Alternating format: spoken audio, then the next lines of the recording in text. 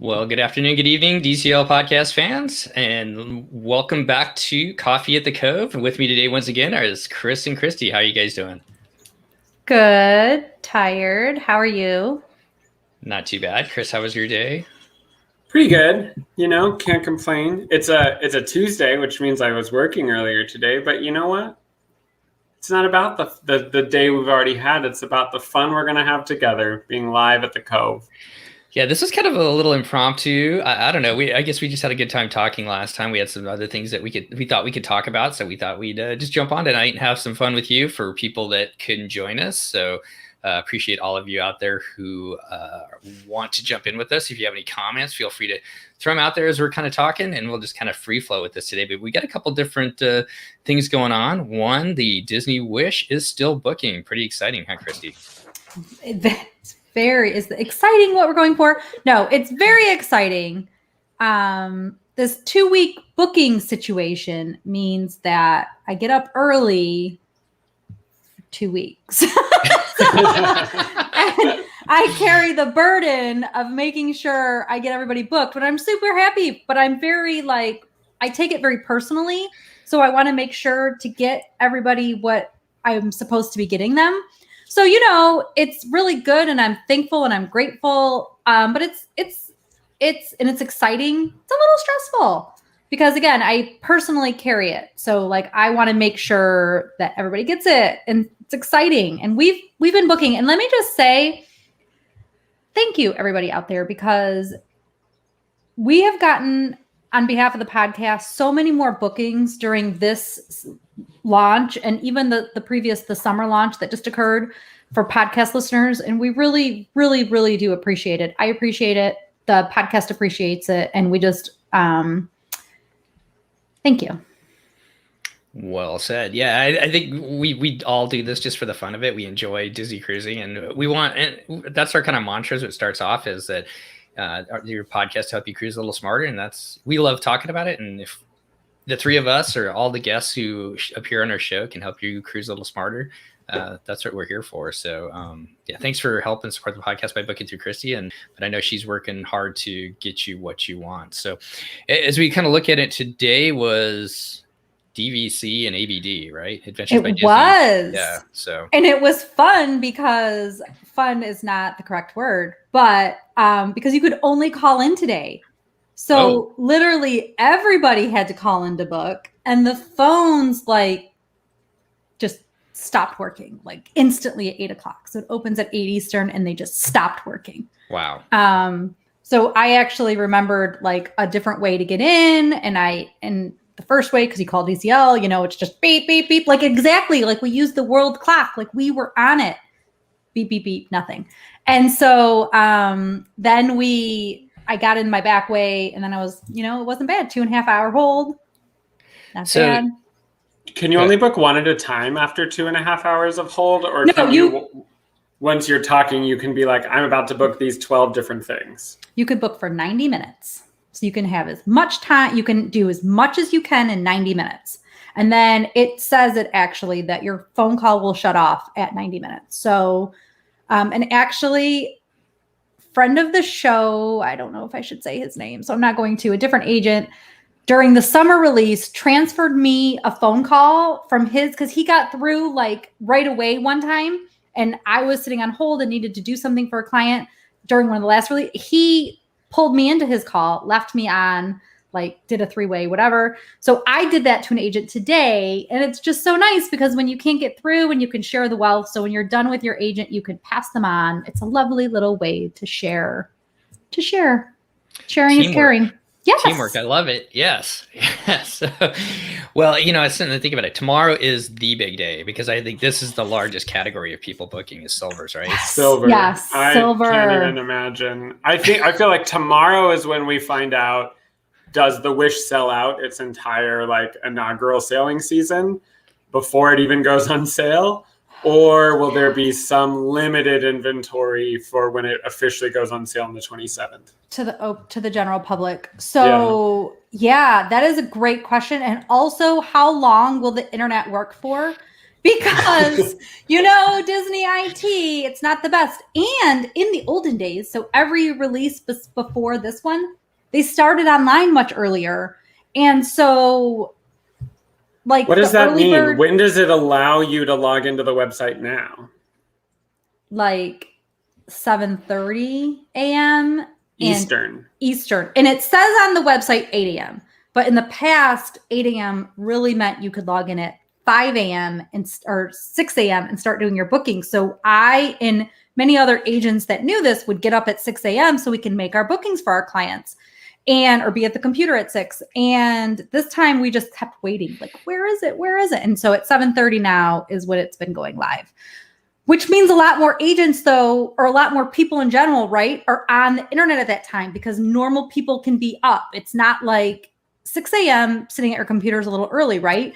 So some people won't have done that. But they're leveling the playing field a little too much, and their IT is not strong enough to handle it. So it'll be a fun little game. Yeah, I mean, Disney has... I know that you all haven't been big into the conventions or things like that, but Disney has had to really master the virtual queue to manage traffic to their website, because otherwise the thing crashes and then it's not fair for anybody. So I find that if you are trying to book a virtual queue for like D23 or for a shopping event, or when tickets first went on sale for Disneyland, yeah, they had basically like, it was like a 12, 13, 14-hour queue for some people. But when you were in, everything worked because they had throttled the traffic. But I don't know that they have any sort of virtual queue system set up for DCL. They've never done it. They've never had it. So maybe tomorrow, but I doubt it because it's not like they changed any of their other IT leading up to it. I don't know. Had we talked about this? So I think the reason that the first 4 platinums had to be called in, well, this is the reason it has to be, right, is because the first 4, 3, however many were before me, 4, right, was because they didn't want to change the system. They didn't want to sign platinum plus 25 or platinum plus 15. So they had no way to be able to let you like book online. Or verify. Yeah. Right. Well, and I also think, honestly, there's a really big risk if you try to make it primarily an online booking for a brand new category like 25 plus or whatever we're going to call it one day, Diamond. But the reason why that's risky is because if the system just misreads how many cruises you've had, or there's some error there and there's no human involved, that can mean that you're like locked out of booking, when if you had spoken to an actual human, they can like reasonably figure out what's happening. So I don't know. I get it, but also I think that's not a long-term solution. I think all of us agree they're going to come up with some new Castaway Club. Right. Categories. Yeah, when we talked to the DCL Cruise Nerd, she said that was kind of in the works before she went on hiatus. So they've obviously been talking about it. Give a shout out to Kate, who has joined us. How you doing today, Kate? And Lake has said he's silver. He and Katie are booking tomorrow. What are they going to book? I don't know. We'll have to. You guys think about it and figure out what they're going to book. Oh, do we get to assign it again? Yeah. Do we get I mean, if it's on the Wish. The question is, are you going to go to Nassau and Castaway Key, or are you going to go to Nassau and Castaway Key? But and with the C day in one of them, possibly. Will you get a C day? Will Disney ever realize the C day shouldn't be on the first day? It should be on the last. Yeah, that's killing me looking at those itineraries. But I know I saw that and I was like sad for you guys. And what's interesting is one of my girlfriends just decided that she wanted to do Disney cruise. We decided, she's from Michigan, that it makes more sense for us to do a Disney cruise in the winter, her winter, because you want to get out of Michigan. Tundra. So we're doing the Dream in March on a 4-day, and guess what? Our Castaway is first. Is like first or second, and then I think it's even second. I need to look at that. And then we have a C day, which is perfect. Yeah, I mean, if Nassau were the last day, I wouldn't care because it doesn't matter. Because we probably wouldn't get off. But Now wait a minute. We got a good podcast this week, and I was shocked. There is stuff to do. There is a lot of stuff to do in Nassau. So I think that next time we go, we are definitely going to experience it. So yes, Steve. Some of us haven't been to Nassau only one time, and so we have to do stuff, or like we've already done it 17 times. So that's true. You know how many years of cruising I have had that have stopped at Nassau? So okay, but have you ever been to Atlantis? Yeah. Yes. Oh, she probably opened it, Chris. I was gonna guess no. She was the You know first one what, down the though? slide. I like didn't do the paid experiences. I don't think ever there, but we like when I was in my 20s, I was much cuter and able to schmooze my way into almost anything. And we like talked some guy into letting us into the parts we weren't supposed to be in, and we got to see it all and see what it's like. Wow. But you know me with money, like I want to spend money on a room, maybe not money on the things, which is probably backwards and is completely against what everybody else on the planet would do. But that's how I prioritize my spending. So no, I'm weirdly like you, Christy. Maybe it's because I've spent too much time with you, but to me, I do feel like a nice room is important because it feels like a respite. It feels like a difference in the experience. The only time I do not care about a nice room is if I were to be able to like only go to Disneyland for a day and I was just spending the night because I didn't want to drive all the way home. Then I'm that's whatever. But if I'm going on vacation, having a quality room with nice linens and like, a good view matters. So I agree with you. Well, yay. So wait, hold on, Steve. I want to know what everybody else thinks. So are you on Team Steve, go out and do all the things, or are you on Team Christy / Chris on some level and like have the nice room and prioritize that? Go on, Steve. Yeah, they can comment in the comments and we'll read later. But Lake did comment saying the question is more about when booking, not which itinerary. Well, wait, what do you mean? Because I was like, do you want to go to Nassau and Castaway Key or Nassau and Castaway Key? Booking. But it's like more when are we booking?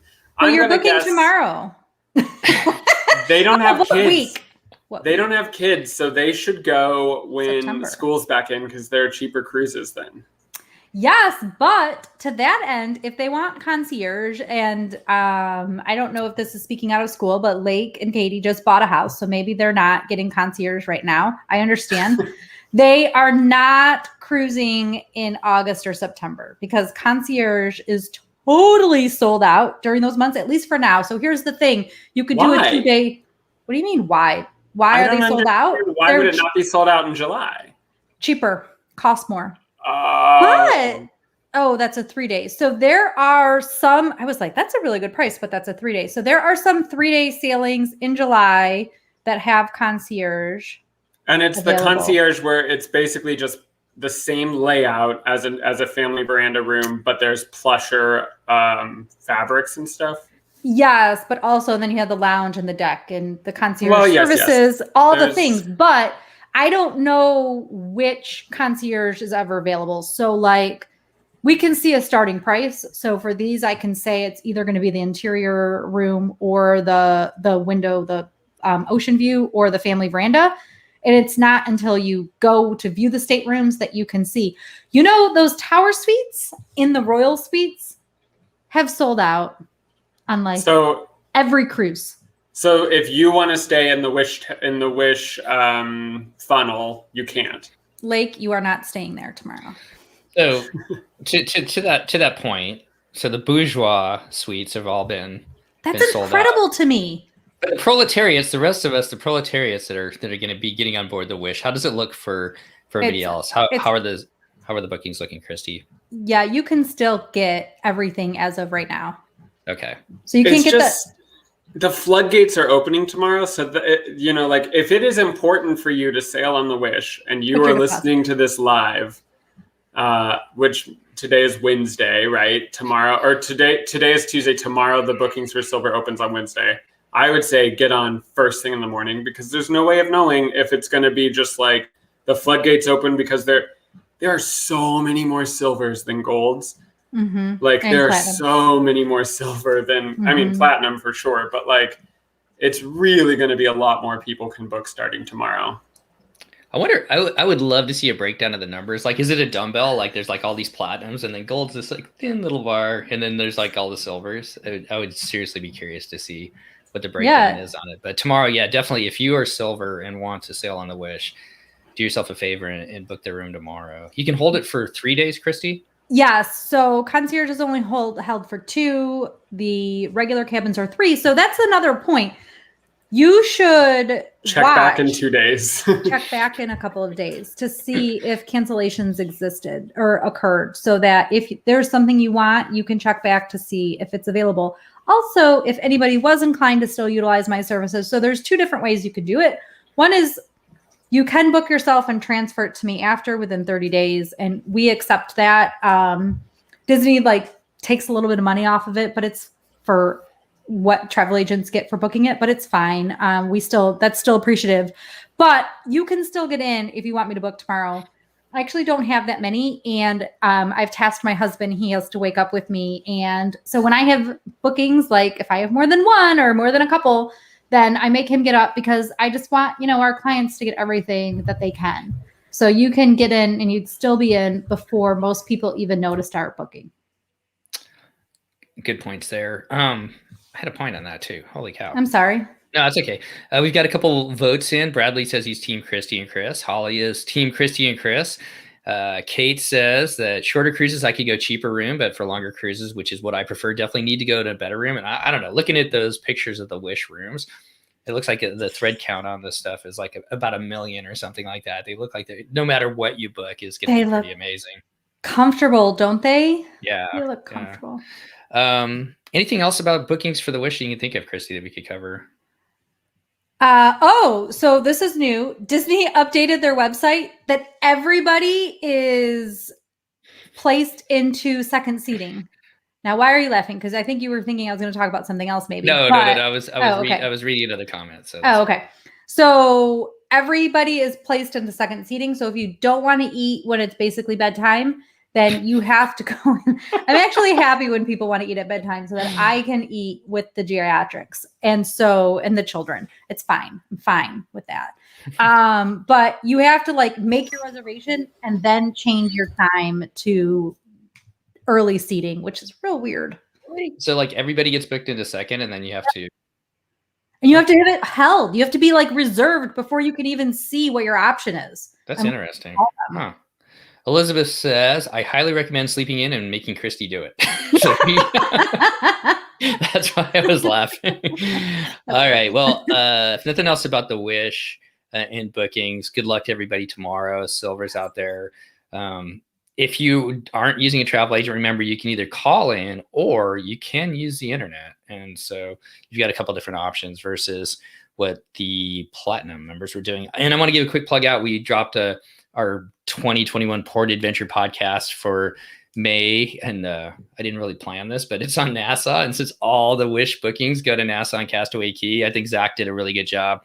He's been there quite a few times. And we talk about the Aquaventure Park and going to the casino even. So some adult time on the island. And then he's been out to Blue Lagoon. And I was just really amazed, how many different, there's 2 different little islands there that look like amazing days where you can go and not very expensive, I think, compared to some of the Disney adventures I've seen about Port Adventures before. There was one that was $58 to go snorkel, hang out on the beach. And maybe, I think you get a beverage on the way back too. So I think there's a lot of things to do in Nassau.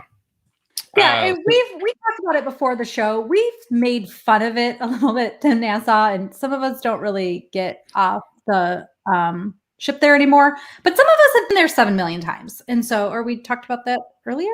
Was that still while we were recording? Oh my God, I'm losing my mind, you guys. We did talk about this earlier. But the point is, Nassau is actually not that much worse than a lot of cruise ports. It's not people, it gets a bad rap, but there's a lot of stuff to do there. And it's fun. We had Amy on episode 17. I can't believe how long ago it was. 17. So she went to Blue Lagoon, and I thought she described it really well. So if you do a search for DCL Podcast episode 17 and or DCL Podcast Amy, you can hear her trip report as well. She like crammed in so much. She is actually a great podcast to listen to if you are a first-time cruiser or a newer cruiser to Disney Cruise Line, because she talked about all the things we don't do. The three of us are like, we'll talk about it at some point. I've done the fish extender a couple of times. Steve's never done it. Chris, have you done the fish extender? Chris is in La La Land.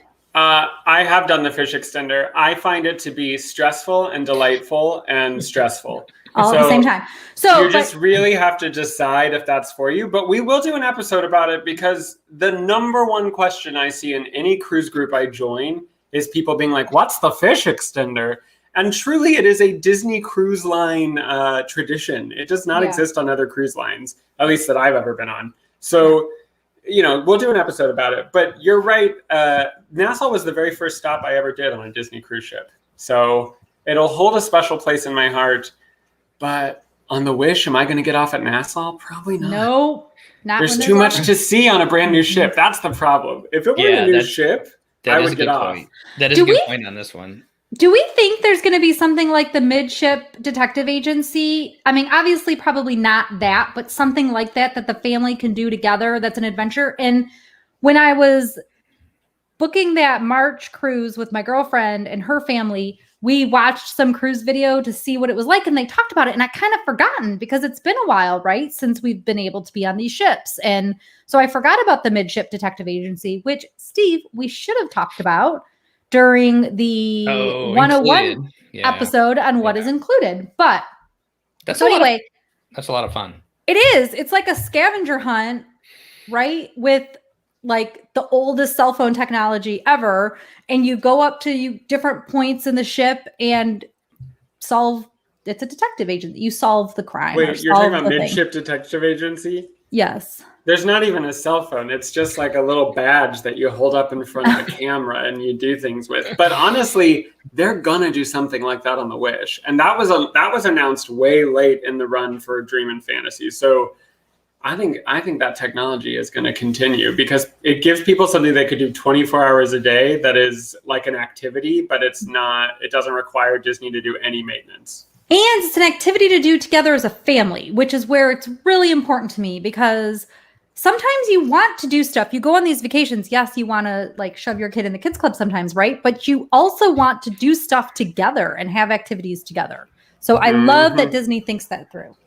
I would have a hard time believing that they wouldn't have something like that. So, well, let's switch topics here. But I can't talk. Why? Just kidding. Let's switch topics here. So check out that NASA Port Adventure show. I think it kind of opened my eyes. How many? Oh man, this phone. Or it's my watch. It drives me nuts. Siri. If anybody could fix Siri, I would appreciate it. Anyways. Don't put her on there in the first place. Yeah, need to turn it off is what I need to do. Okay, so lots of speculation out there, lots of excitement this week with possibilities of sailings beginning out of Seattle, going up to Alaska. In some ways, it looks like it could possibly be some of the first sailings that happen in the U.S. because of some things that are going on in Florida.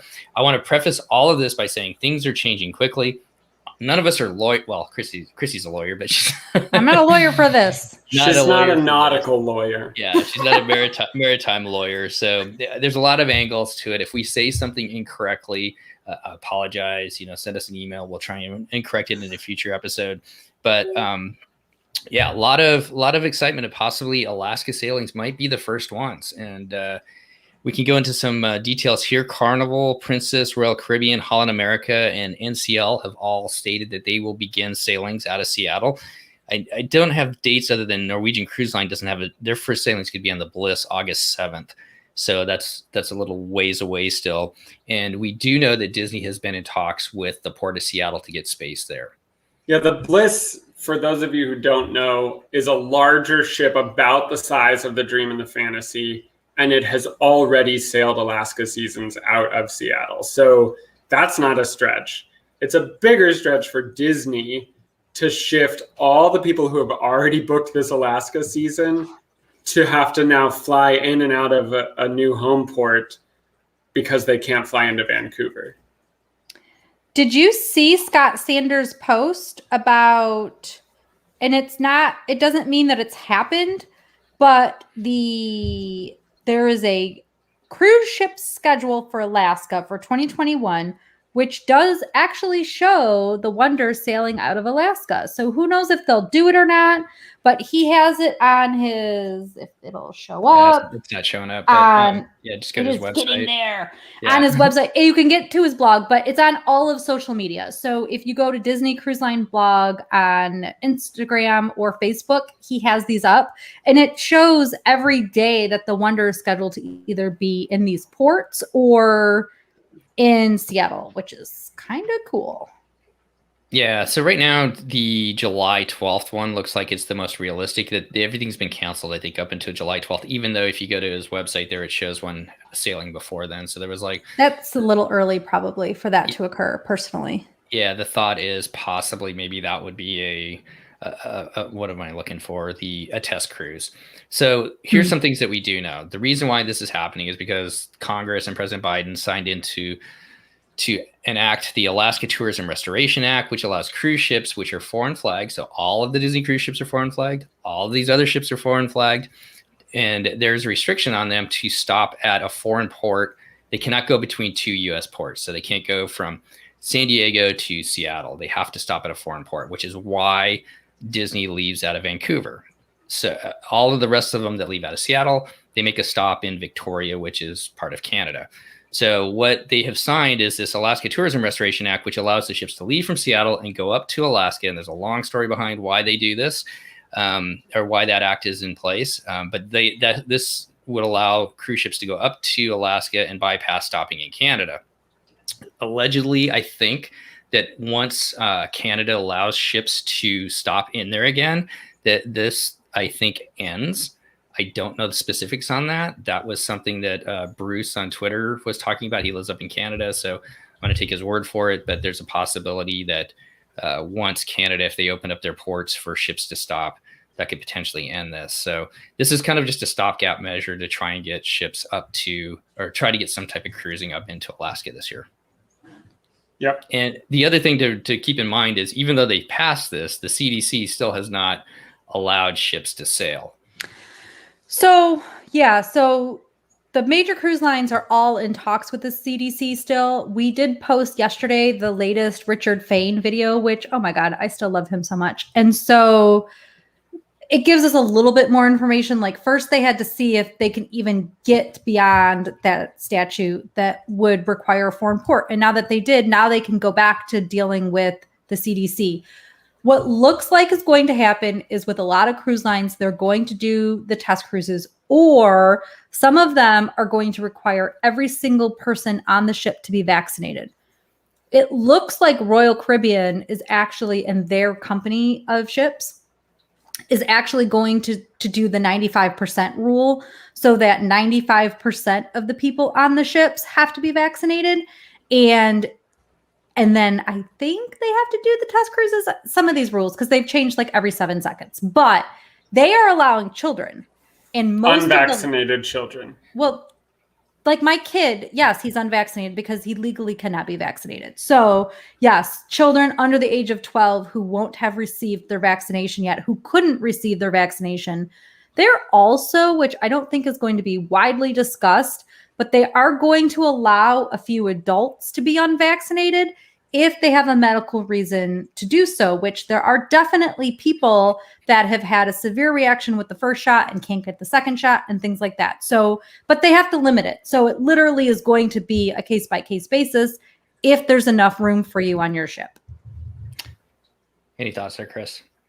One thing that I'm a little confused about, though, is how do you reduce capacity on a sailing that's already booked?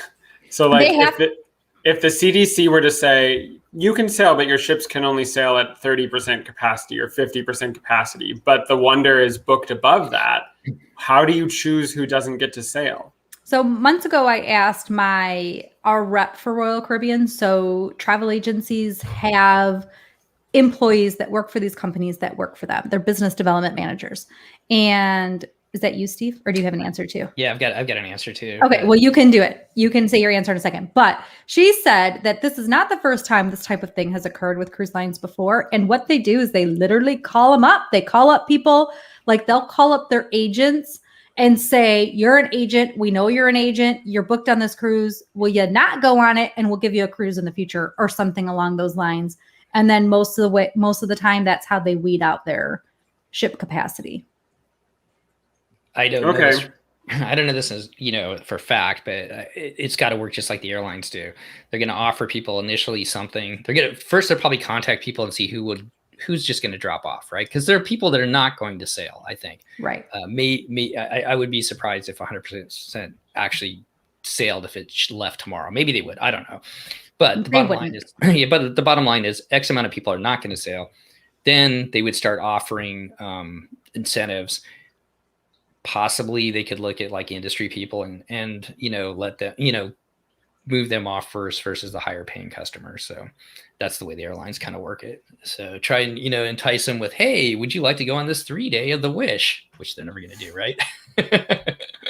They'll actually have pre-inaugural cruises for all the people they boot off of the other ships. Oh my God, wouldn't that be awesome? That would be so great. So Carnival is not allowing unvaccinated individuals onto their ships, and neither is NCL, which means effectively that Disney would be the only major cruise line who hasn't announced yet what they're doing. Yes, Disney announces nothing to anybody about anything, right? And so we don't know yet what Disney's doing. But that does mean that there won't be children under 12 years old on Royal Caribbean on Carnival or NCL. So if you want a cruise before October 31st, I think, that doesn't have children, you can book those cruise lines because at least for now, and that doesn't mean it won't change because this is fluid, right? The rules, their opinions can change. They can change their mind. But as of right now, you have to be vaccinated to cruise on those two lines. So I don't want to get too deep in the weeds, but the way I understood it this weekend too is to avoid a test cruise, a cruise would have to sail with 98% of the passengers vaccinated and 95% of the crew vaccinated. If you did anything less than that, then you would have to go to the test cruise phase. So that's where Disney probably has their biggest problem, is because, a huge amount of the passengers are going to be kids, and a large amount of them are going to be 12 and under, at least until that vaccination comes out for younger kids. But sometimes the test cruise isn't even that big a deal. It's just one more hoop. It's all those other things too. It was like the different rapid testing or the different levels of testing that would have to occur. It looks like as of now, you are going to be still a rapid test as you're getting on the ship and then as you're getting off the ship again. So we'll follow that. We'll try and put the stuff out there as much as we can. Obviously, follow Scott Sanders over the Disney Cruise Line blog. He's always on top of it. And I think the person that does the best as far as the CDC stuff goes, get over and see Doug Parker at Cruise Radio. He's been on top of it the whole time through this. And he does updates every day on Twitter. And you can go to his website and find it as well. I'm not sure if he's on Facebook necessarily, but he is on Apple Podcasts though. And so I download those, come through my phone every day, and I get to hear my 1-minute update from him. It's really good. Yeah, he does a really good job at that with what's going on. So right now, I think, Chris, you haven't looked at it, but I don't think you can see any of the Alaska sailings. I think they pulled all of them earlier in the year I know we had a sailing in June when they canceled it. I think prior to that, they pulled all of them. But if they do start sailing out of Seattle, possibly look for them to come back up if there's any room for them to sell. Yeah. And so the problem, though, is likely to be that the issue is going to be capacity. So they're probably not going to post it. Again, we don't know, but they're probably not going to post it. Okay. It's like if you're already booked on it, good luck. If you're not booked on it, you probably won't get to. Right. Yeah. And it doesn't even look like we can check the box.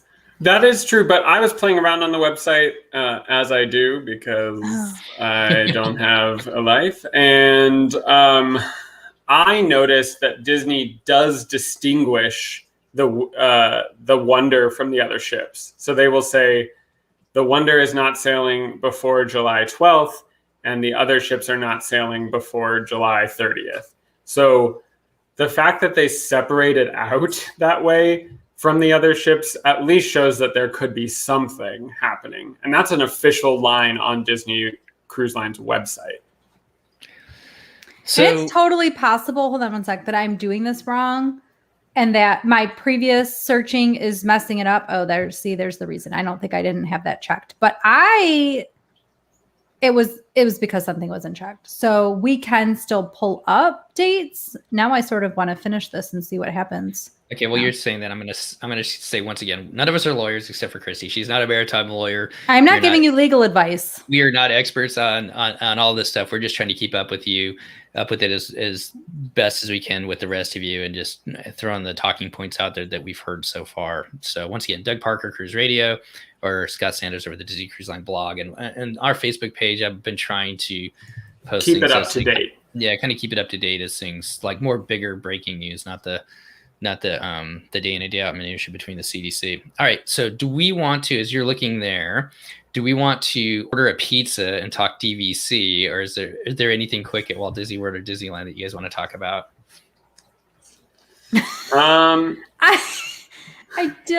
wasn't prepared for that. That's like your dad joke of the day. That's okay. We can go into DVC. I can quickly talk about what's happening with Disneyland. As soon as Orange County left the most restrictive tier, Disney opened up a ton of new reservations for Disneyland. So there was a while last week when you could get a reservation for June 4th at California Adventure, which is opening day of Marvel Avengers Campus. That's gone again, of course, but that was there. The new numbers people think they're targeting are 35%. So they think that Disneyland has opened up capacity to about 35%. And from everyone I've heard on the ground, it is crowded. There are a lot of people when you still have physical distancing in place. So the days of nobody being at Disneyland are gone. They quickly went by. It was very like a flash. fast. Yeah, that was a short-lived moment. We are still going to do an episode for you all on Seth and Mai's birthday trip. We will tell you all about Marvel Land, tell you all about Star Wars Land, because we haven't been in Star Wars Land yet in California.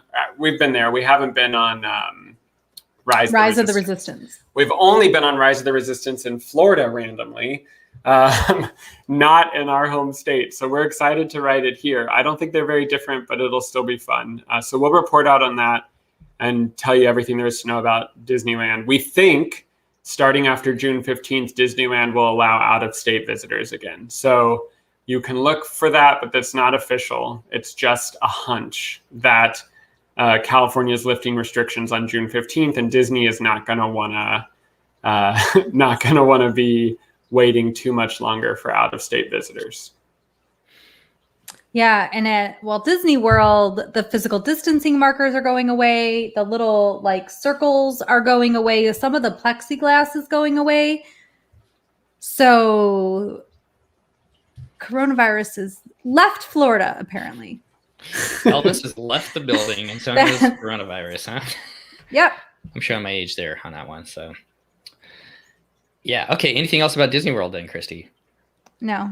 I heard maybe what's it called? Hoop-de-Doo review. You might be coming back, and we're coming there in November, hopefully for a November cruise, and that's something that I've always wanted to do. Me too. Cool. Yeah. Maybe we'll wait because I was supposed to go in November of 2020 before all my stuff got canceled. So I am happy. I would love to wait to go with my family, to go with you and see your family. That'd be fun. Yeah. So, okay. Those are some topics there. Do we want to order our pizza now? Should we do that? Yes. Yeah. All right. I know it's my little shtick here. Okay. So we're going to talk. We're going to talk a little. We're going to talk a little DVC, and I think talking DVC is sort of like ordering a pizza. Everybody's got an opinion on what's the best thing to order, and everybody's right. But in buying DVC, I think that once you decide to go down that road, which we didn't do as good a job because there wasn't as much information out there, I think, as there is today, I wish we could have had a little bit more information. We still would have done the same thing, actually, looking back on it, but there's a lot of information out there. So, but I think that buying DVC, the best thing you could do is do your homework, listen to all the different opinions, and then kind of see what fits into your family. But Chris, you're thinking about you and Seth are thinking about possibly taking that step. Yeah. I mean, I think we spend enough money with Disney that it is a logical sense for us. But we don't really, I think like what's hard for us is that the Disneyland Tower is not built yet. And there's actually an obscenely small number of DVC rooms that they ever made available at Grand Californian. They built the DVC extension, but it's like maybe 65, 70 rooms. And that got bought up pretty quickly. So this new tower, I think, will add quite a bit of inventory. And in some level, it might make more sense for us to wait till then to purchase. But we're just not really sure because they'll probably be a lot more expensive by then per point. And we don't know if it makes more sense to buy in when it's like cheaper per point, or if you really should just wait until you have a property that you know you want to go to more. And then Steve, when we were talking off air, told me something I didn't even realize, which is Disney themselves will sell you older contracts for the other properties. So I feel like we have no idea what makes the most sense. And it feels like, you're right, a bit of like a can of worms, but also fun to think about. Yeah, it was exciting when you sent over that text earlier today that you were thinking about it. And I instantly had the thought, wait to buy Disneyland because it's so difficult to get in to use Disneyland for DVC points. And not that you would do it all the time, but you'll do it sometime. And you can still get places at Walt Disney World under the 7-month mark many times. So what is that like? Is that like Old Key West or yes. Coronado Springs? It's they don't like have DVC. It's Saratoga. You're thinking Saratoga. of Saratoga. Yeah, that's where Stephen Wake stayed at the marathon weekend. Yes. So it's those buildings, those properties are the ones that are more likely to have 7-month availability. What I would maybe consider too, and this is why I sort of was like, you should go on, and I still think this should be a show, go talk with Chad at my DVC points community, because man, that man has so much DVC knowledge in that brain of his. But the Grand Floridian is going to go on sale in the next 6 months or something for them to open it next summer, or in the next, I don't know when they go on sale from when it opens. I don't know what that timeline ever. Just tell me, remind me, they're renovating old rooms. Yeah, so they're taking part of their hotel rooms out of inventory, and nobody really knows what that means yet, and turning them into DVC rooms. That's a great property location. It's on the monorail. You can technically now walk to the Magic Kingdom. There are some pros, and I guess some people are thinking those points aren't going to be like what it would cost to buy them from Disney now, because that's the problem. You can buy everything from Disney now. Grand Californian randomly goes on sale. You can buy those points from Disney, but they cost like $8 billion. So if you buy the properties that are the main properties on sale, they're within the contract price per point that Disney quotes. Right now they're quoting like what, 200, 211 per point or something? Zero clue. But yes, those would be the ones for the properties that are for sale. Like, are they still selling Copper Creek? I think they've finally taken them off as far as like a new resort that they're selling it. Obviously, you can buy them you can buy any of them except the Grand Cal is the only one that a lot of times they don't have points for. So you can buy, they have pricing different, and it's different pricing than what they're selling Riviera and Alani for right now. So, and is it usually more expensive or less expensive? Totally depends upon the resort. I think it's almost always more.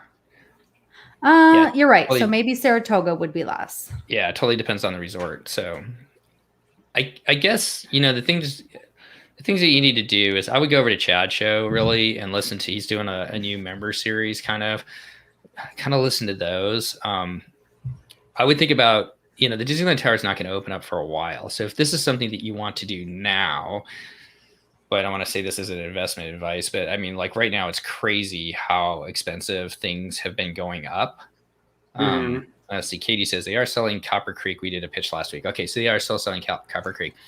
Copper Creek has its downfalls, which we could talk about in a second as well. But right. Finish your thought. I guess my thought is this: the one way you could look at it is if you have the money and you really want to do it now, you could get into a Walt Disney World resort now. Use those points for the next couple of years until it becomes time for the Disneyland Tower to open up, and then at that point you could theoretically sell that contract on the resale market and then take that money and roll it into the Disneyland Tower if that's what you want. So I think there would be a loss with that. So I think that, depends on what we can quantify as a loss, but I don't think you would get the 122 points per or whatever. You wouldn't. Well, that's why this is like a pizza. There's like so many angles to it. If you buy direct through Disney because you want the blue card now, you may take a loss at it. If you buy in the resale market right now, the way the resale market's going up, there is potential that you could sell it 2 or 3 years down the road and at a higher price. A little bit more.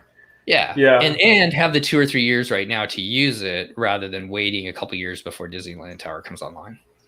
Is there literally any main benefit that you think is compelling enough to want that blue card? Well, for one, going into the future, they are beginning to put some restrictions on items that get sold, or like you couldn't have booked that DVC cruise without the blue card. You needed the blue card to book that. But nobody uses it for that except for this one random new ship. So it's tough.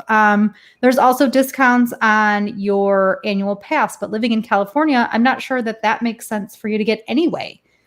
Maybe, but it would are you really coming that many times in a year where that would make sense? You get like 20% off on merch, but you get 20% off on merch. Oh, you wouldn't get it otherwise.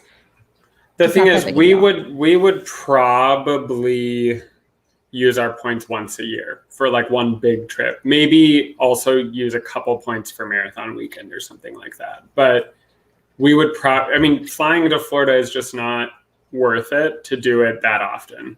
So like an actual Disney World trip would be more rare, like maybe a once a year, maybe for 2 weeks type of thing. But Disneyland, it sounds weird to people because some people would be like, why would you need to stay at a hotel when you live in Southern California? But like Disneyland is like 2 hours away with traffic sometimes. And I live like maybe 30 miles from Disneyland, but it can be really long trip to get there with traffic. And when you stayed in the parks all day at 9 o'clock, the last thing you want to do is drive home in traffic. So like the idea of staying on property and making like a little staycation out of it is appealing to us. Well, I think Chrissy can even attest. I mean, she lives right above the castle right now down in Walt Disney World. And I mean, that gets to be a long walk sometimes the way to the front gate. So I know that she likes to get away from that castle a little bit too. No, but in all honesty, people down in Florida love to stay. And you're in the bubble, right? For a couple of days and it gets you out of the reality, I guess. So I don't think it's weird at all, Chris. Yeah. That makes sense. I also, I don't know that we would probably use the RCI conversion stuff, but the fact that it's there, if you're traveling to like Europe or, international parks, the idea that, well, we could find a hotel in Tokyo and convert our points feels like that's kind of cool, So I don't know. There's also me being 34. I sort of feel like the life of a contract takes me right up to the time that I'm probably going to be too old to be going to Disney that often anyway. So like I could basically get a full lifetime worth of use out of that type of contract if I bought soon. So that's another reason why it seems like maybe it just seems more worth it. Yeah, no. I guess I get it. One other quick thing is, if you're looking at Walt Disney World, it definitely makes sense to look at the different resorts and how easy it is to book. If you're looking for specific days like marathon weekend, I would probably steer you away from like, I don't know enough about the Polynesian, but I would definitely steer you away from Copper Creek. And some of the Grand Floridian also has a very small amount of rooms available, and it's also high price point.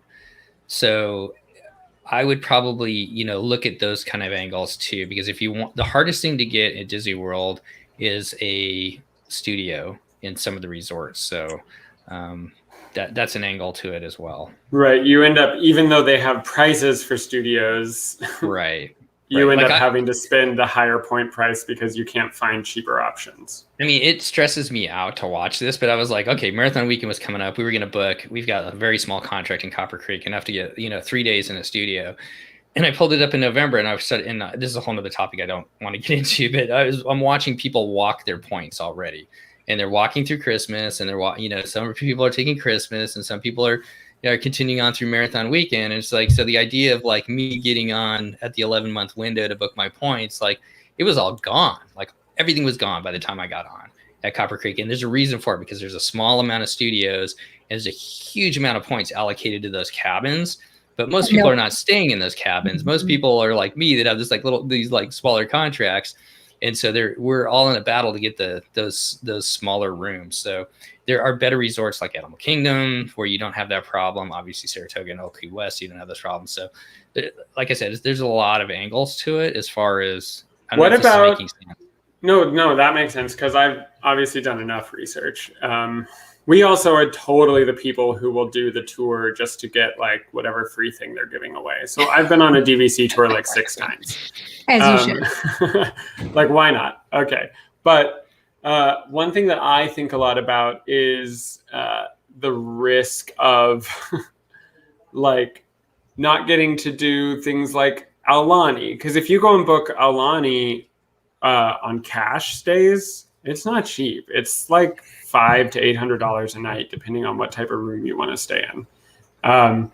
So if you think Aulani, like year round, usually has pretty good availability at the 7-month mark, then to me, that's like, oh, that's a really cool benefit, because that means we could add Hawaii to our vacationing pretty easily. And we've never even been to Hawaii once. That's insane, by the way. I know. It's getting a little tougher at the 7-month. I think that like if there's specific dates, you might have a little bit harder time finding it. But I think Aulani right now is still, you could, as long as you're flexible, you're going to find something in the 7-month window. You may not find that studio ocean view room, or they have, which we use a lot, the hotel rooms, because they're super cheap points and there's 2 queen beds in it. So with our kids being bigger, that's way more comfortable than that pull-out sofa. But that's a whole nother angle. But I think that you'd be able to use it for that, at least initially. Hello, Kim. Good to see you. Well, anything else, I guess, about DVC? Any other questions right there, Chris? I don't know if we helped you or not. You just made it more confusing. No, it's not more confusing. I think, Riviera is the main contract they're pushing right now. And then they'll start pushing. Also, what's like the best deal you've seen for a sign up? Like right now, the deal they're offering is $3,000. That's good. That's really good. I think the best It depends, though, how many points. Sorry, Steve. It's 3,000 off of 200. Yeah, I don't know. You have to see too. You probably don't need 200 points. You'll have to figure that out. We haven't done any of that. Yeah, figure out how many, if you want a week, kind of look at those point spreads. But I mean, the other knocks on I don't mean to pick on the Riviera, but unless it's like a resort that you really love, it's a high price point resort. So you've got to use a lot of points for a week there versus like a stay at the Animal Kingdom. So you could possibly, I mean, that's the thing to look at. Like, look at the points. But isn't the high price point going to go up with every new property they build? No. So, for every new property, maybe, but not for all the properties. Like every year it doesn't go up. So like, I don't remember what the real points are, but let's say the Riviera is like for a studio, 30 points a night, whereas Copper Creek is like 21 points a night. That adds up. And even when I'm a snob, I like my nice things. I still have a hard time pulling the trigger a lot of times on that higher price point per night at the Riviera, even though they're arguably the most well thought out and well put together rooms. They're just expensive per night. And then the other issue is you have to buy under the thought process that you're going to transfer it to your family, children, etc., and then never try to sell it, because Disney, as of now, put the restrictions in there that said if you buy it on resale, if you buy Riviera on resale, you can't stay anywhere else, but you can't stay in any of the original 14 properties. Which was a really good point, because there's a theory out there that once that happens, that Riviera is going to be really hard to book when people, all that they can book is at the Riviera, and you've got like X amount of people all fighting for those either tower studios or the just studios they're in general. Already fighting for the tower. You can't plan on the tower studios.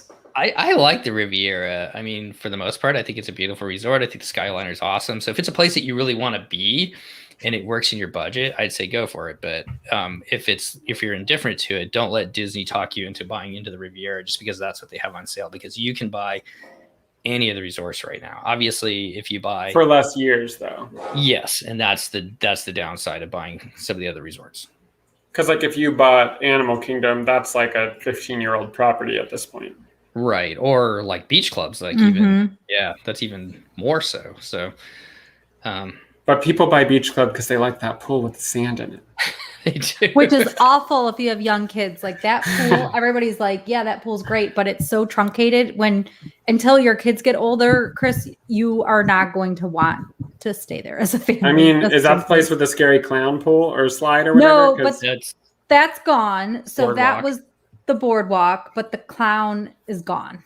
Oh, they took some guest feedback there. Yeah. Now it's cute Mickey and Minnie, so you don't have to have your child shooting out of the scary clown's mouth. Terrified. Right. Shoot out of. Yeah. So anyway. I mean, I think that if we were to do it, we would like probably not just go online and do it. We would probably do another tour and like talk to a person and all of that, just because if you look online, you can't find any information about other properties they have on sale. It's just the info on the two that they're pushing right now. I'll see if I can find the link. We can see it as owners. And if you can't see it, if I can't find it as somebody that's not an owner, I'll give you my login. You can take a look at it so you can see the pricing and what's available. So it's interesting. Okay. Well, yeah, so that's the thing. I think a lot of people who listen to this have at least in their lifetime thought, should I do that? So if we go further down this road, we can do more episodes on it. Well, we'll definitely put together like another episode. We'll bring in a bunch of other people with some different opinions besides Christy and I, and let them talk about it, because I know we've got some recent people that have bought and they've got a lot of opinions. So we can definitely bring those in as well. What else's opinion do we need? I'm just kidding. But let's reach out real quick. We said hi to Kim, who I got to see last week. It was so nice. Yes, and they were down there, weren't they? I forgot about that. I saw all the pictures. Yeah. Hope you had a good time, Kim. Yeah. Yeah. And then I also got to see Diane, who also commented on the YouTube page, who I got to see her and her family. And it was so nice. They are going to be coming on our Mediterranean port adventure series. I think that's coming out soon. And so very excited. It was great to meet them. Great to see them. Also forgot to take a group picture. I don't know. And Steve, who I had also previously met down in Orlando. This is so fun. He also commented on the YouTube page. So hi guys. Awesome.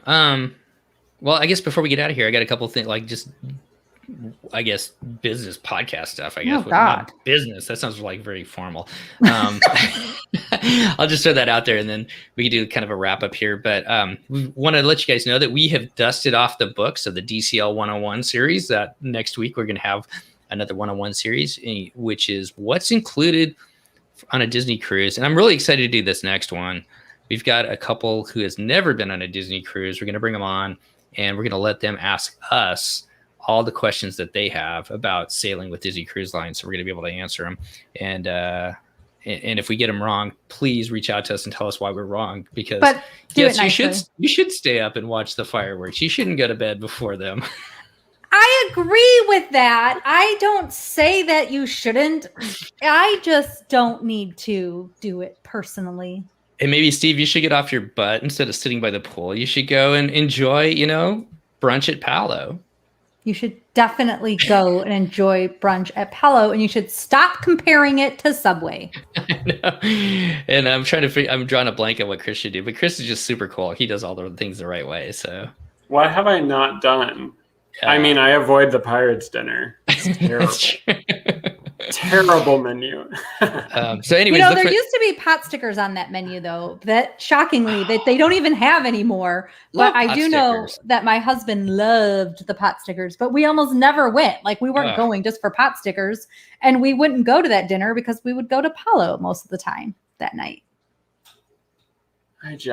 I've moved beyond Pirates. They're not making any more Pirates of the Caribbean. Maybe they are. But well, there was a theory that Red was going to be in one, right? Or something like that. Yeah, I mean, fine. If they reboot it, but if it's just a dying franchise, then let's do something new. Let's move on. Let's freeze the night away. Yeah, I'm all for that. And we can have fireworks at the end of it. See, Chris and I have so much in common, Steve. You do. I know. That's why, you guys are like brother and sister. Like, a big sister and a little brother. Oh, yeah. We like sparkly things together. We like rainbows together. Mm-hmm. All the things. All right, the most complex things about our personalities. All right, so DCL 101, look for a couple of shows coming out on that. Be excited to bring that show back to you. We'll have our news recap show up next week as well. I love doing that. I hope you guys are enjoying that.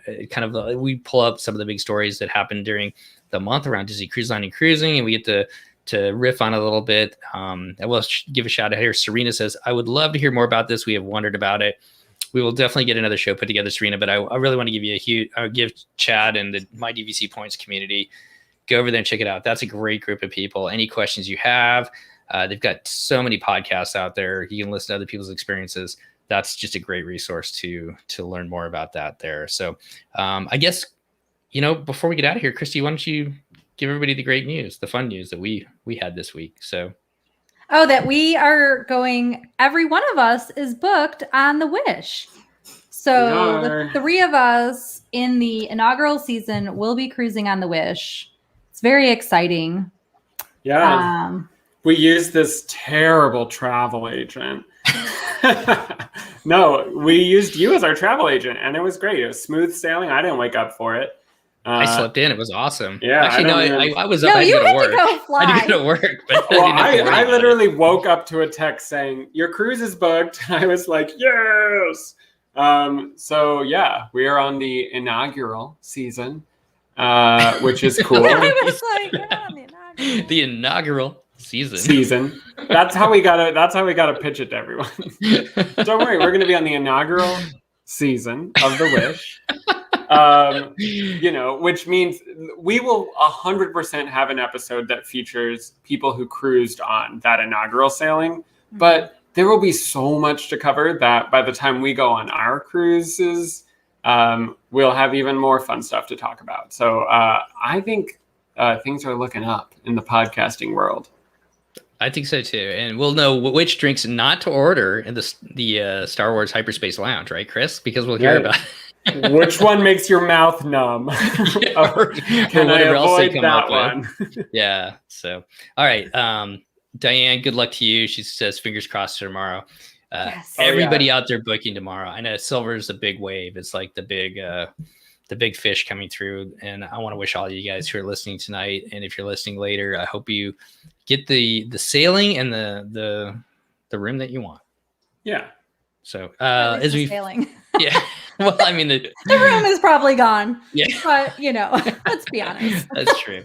All right. Well, as we get out, Chris, any final thoughts?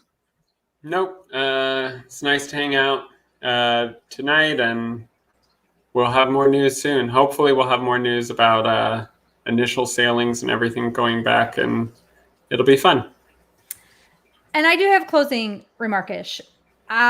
We had talked about it before the show, and then we never actually finished talking about it when we were talking about Googling stuff earlier. But if you are a new cruiser, because we have realized that we haven't done as much cruising talk on our podcast in the last couple of months because the ships haven't been sailing. Okay, people, but we are getting back into it and we're doing it. But if you want to listen to past podcast episodes, even the ones that aren't on iTunes, or I don't know how far back Spotify and the other places go, you can actually Google whatever topic you want to hear about, DCL podcast, and whatever topic, and it'll come up. You can find all of our previous 101 episodes by doing DCL podcast, Cruising 101, right? Is that what we call them? Yes. Or the 101 series? Yes. Yeah. So DCL 101.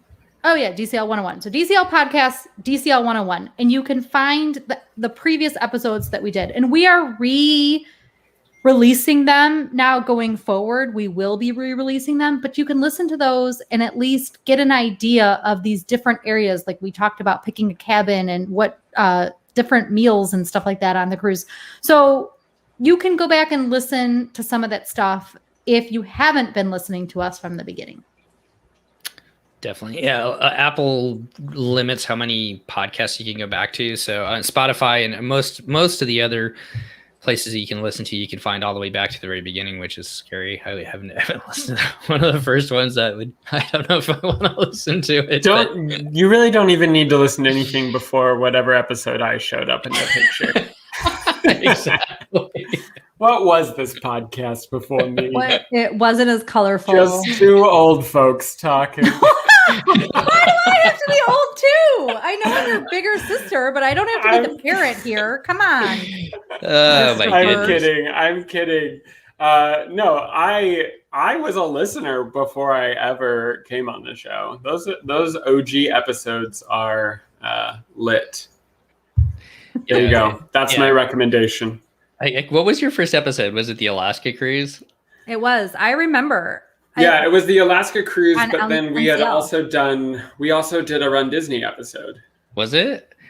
I don't remember. I don't know which came first, the chicken or the egg, but I'm pretty sure. I do know that the reason I first reached out to you as a listener was because I was thinking of starting in Run Disney, and you were the only person I heard talking about it. What a wild time. Such a wild time. I'm glad you did, and look where we are today. Look where we are now. Yeah, I've got you hooked up on a Tuesday night, like when you should be out having to hang out with us. I'm running a half marathon next weekend in Yosemite. So that's so cool. Take some pictures. I will. Yeah. So all right. Well, as we get out of here, thanks everybody for coming and listening tonight. We will post this on our regular feed for those of you who could not join us tonight as well. So thanks for everybody who supports our show, who listens to our show. We appreciate each and every one of you. And I, myself, totally appreciate both you and Chris and Christy for being such a huge part of the show, making it happen each and every week. So best of luck to everybody out there booking the Wish this week. And we'll see you next time on the DCL podcast. Goodbye, everybody. Bye. Bye. And now look at that. I messed up because I wasn't ready to go. So here we go.